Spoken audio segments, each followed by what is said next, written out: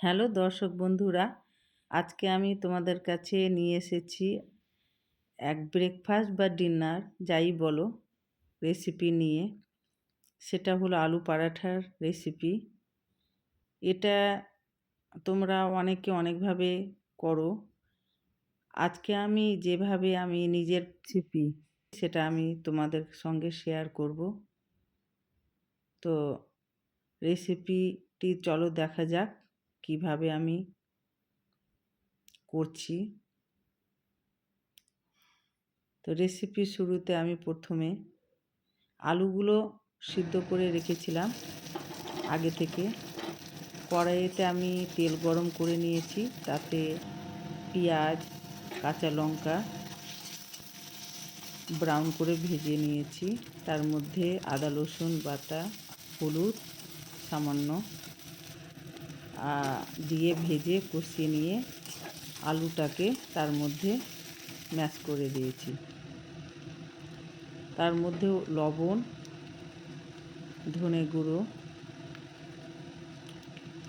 আর জিরার গুঁড়ো আর গরম মশলা দিয়ে ভালো করে আলুটিকে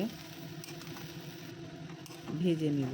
তার মধ্যে ধনে পাতা কুচি করে রেখেছি, সেটাও দিয়ে দেব। লাস্টে আমি লেবুর রস দিয়ে দেব, একটু টক টক থাকলে ভালো লাগবে খেতে। আর ভালো করে আলুকে, যে দেখতে পাচ্ছ কড়াইয়ে লাগবে না, যখন এইভাবে আমি আলুকে ভালো করে ভেজে নেব। এবার আটার মাখিয়ে নেব। তার জন্য 2 বাটি আমি গমের আটা দিয়েছি, গমের আটাতেই আমি করব। আর হাফ বাটি বেসন ও লবণ, তার মধ্যে ঘি দিয়েছি।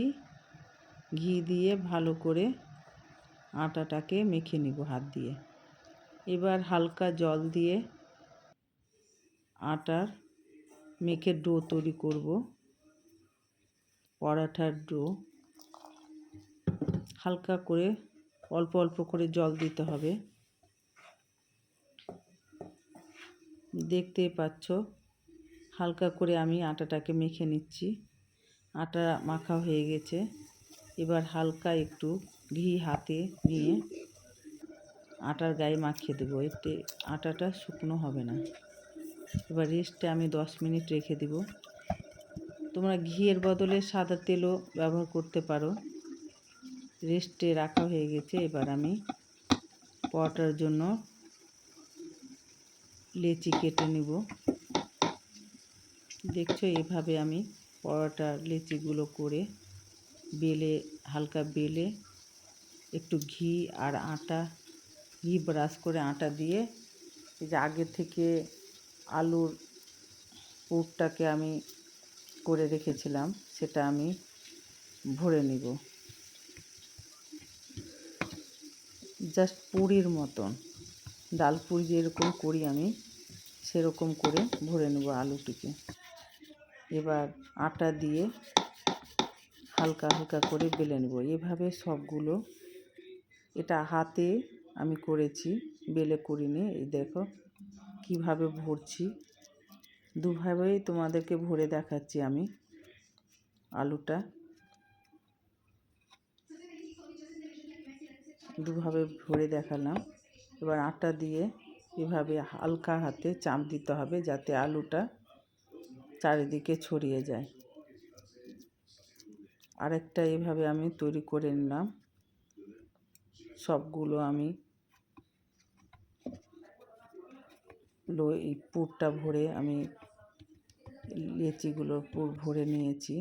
এবার আমি বেলবো হালকা হাতে, আটা দিয়ে হালকা হালকা করে বেলে নেব সমস্ত পরোটাকে। দেখতেই পাচ্ছ এই যে আলু, ধনেপাতা সবগুলো দেখা যাচ্ছে, এটা ফেটে যায়নি। এটা একটা এভাবে থাকলে পরোটাটা খেতে ভালো লাগে। আর একদম ঠিক হয়েছে পরোটার এটা, আলু আলু হয়ে আছে, ঠিক সুন্দর হয়েছে। দেখছো এভাবে এপিট ওপিট করে হালকা আঁচে পরোটাগুলো সবগুলো আগে সেঁকে নেব।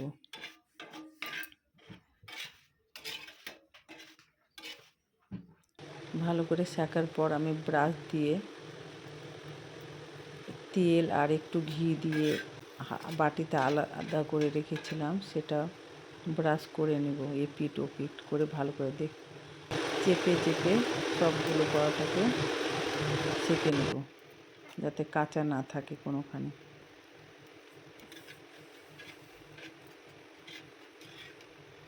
ভাজা হয়ে গেছে, তো এবার আমার পরিবেশন করব সস আর দইয়ের সঙ্গে।